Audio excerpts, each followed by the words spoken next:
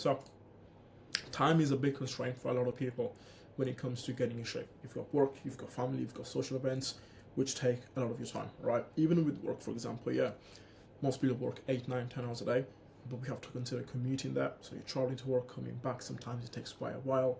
Family, maybe you've got a partner, maybe you've got kids as well on top of that, which can make it super hard, okay? Especially if the kids are younger. And obviously, social events. I've been in some of these situations myself, and there's always things we can do. I don't have kids myself. I do have clients who have kids, and they're managing it super, super well, okay? So this video will be separated in 2 parts.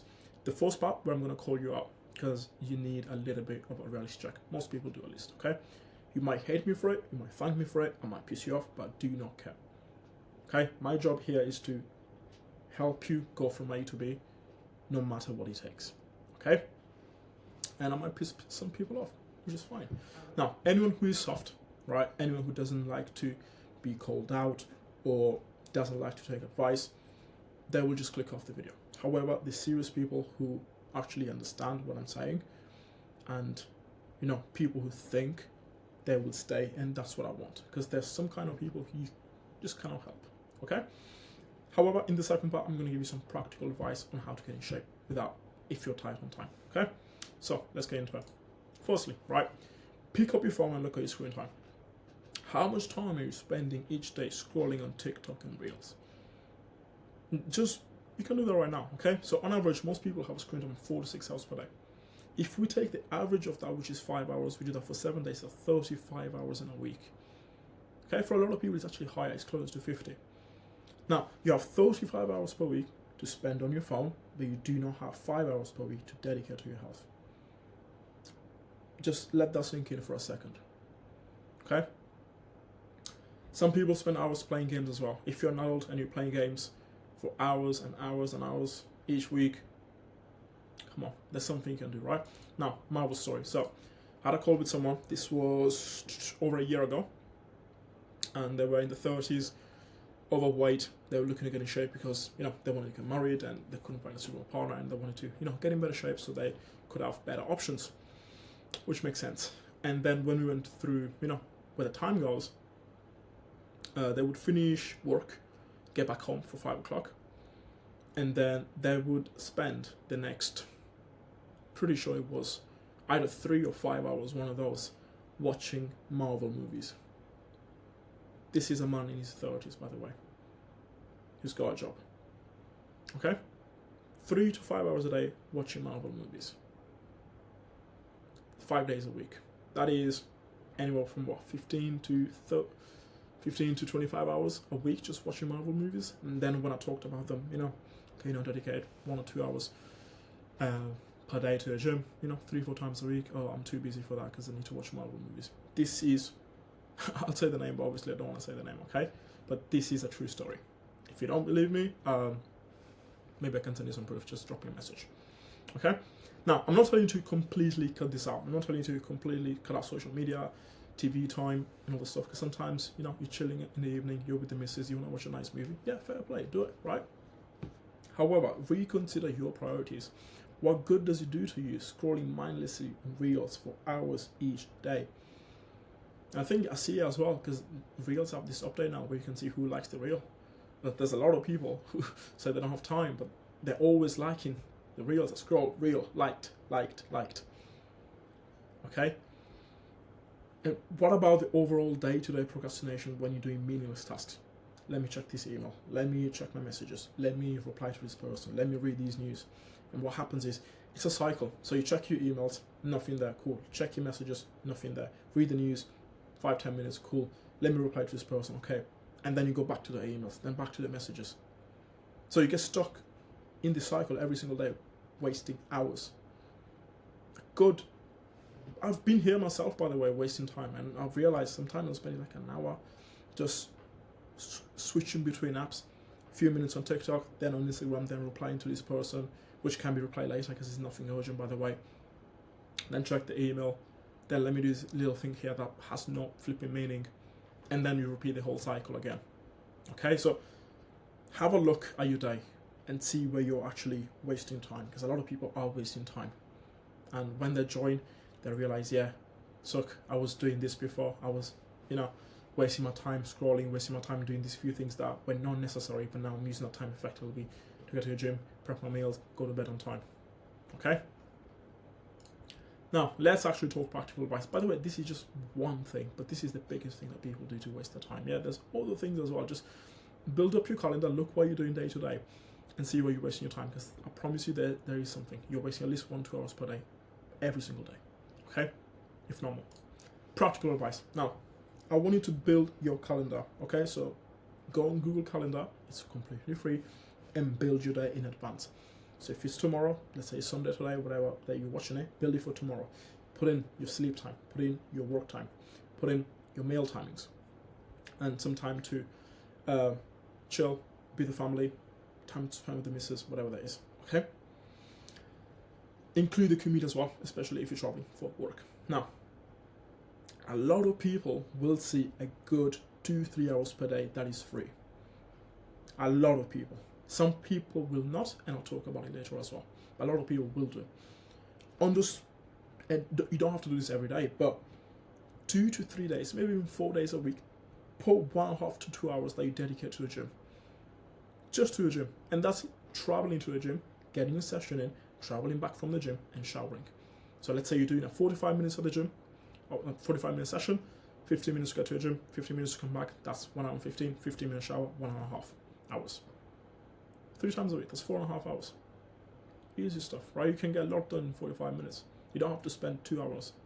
If you've got the time, yeah, go for it. Fair play. But if you don't have the time, 45 minutes is more than enough. I've got clients who are training twice a week, doing half-an-hour sessions. Simple stuff, yeah? And then you dedicate 1 to 2 days per week, just 1 hour, to meal prep. Again, most people only need 1 day, 1 hour to 1.5 hours to meal prep. Super simple. You just cook different meals at the same time. Chicken here, beef here, rice there, pasta there. You can do it at the same time, by the way. Okay? Pasta doesn't take long to cook. Chicken doesn't take long. Beef doesn't take long. Rice doesn't take long. Potato don't take long. Veggies don't take long. You just cook at the same time, and then you prep it. Okay? And then have a training plan instead of winging it every single day, and a meal plan. I'll talk about my 2024 transformation as well after. Literally go on ChatGPT, be like, okay, I've got 3 days a week, I can only train half an hour to 45 minutes, give me an effective strength training program. And it build it for you. Just save that and do it, right? If you don't want to hire a coach, you can do that as well. And it's pretty decent, okay? It's not terrible. Same with the meal plan. Tell ChatGPT, I've got 3 to 5 meals a day. I need these many calories, these are my macros, these are the foods I like. Do make sure that you include these foods. And build a meal plan, and you have a meal plan instead of just winging it. So go to the gym, you don't have a plan, you don't know what you're doing, so you're just there kind of wasting time. Should I do this? Should I do the other thing there? Just long. Same with your meals. Instead of tracking, have a meal plan, so you don't have to worry where the next 20 grams of protein is going to come from, or where to get the extra 50 grams of carbs. You just have a meal plan, you follow every single day. It's a little bit boring, but it gets results. You get used to it. Okay. Now, if you actually you went through this, right? You're not wasting time scrolling reels or wasting time overall. Okay, you're just super busy. Maybe you're working 12, 15 hours a day. Okay, and you've got kids. I understand that. What can you do? Yeah, drop your weight session if you can still go to the gym to only 1 or 2 per week and do full body with supersets. So get to the gym 1 or 2 a week, 45 minutes, and do full body. Train your whole body and use supersets. Supersets is when you're doing 2 exercises, sometimes even 3, back to back without any break in between. For example, you're doing a bench press. As soon as you finish with the bench press, do not rest, grab the same bar and do some barbell rows. You're doing some leg extensions. As soon as you finish leg extensions, you go to the leg curl machine, or you do some dumbbell RDLs with your dumbbells right beside you on the leg extension. If you do some tricep push downs, as soon as you finish tricep push down, bring the cable low and do some bicep curls. I've done this many times myself, and it saves a shit ton of time.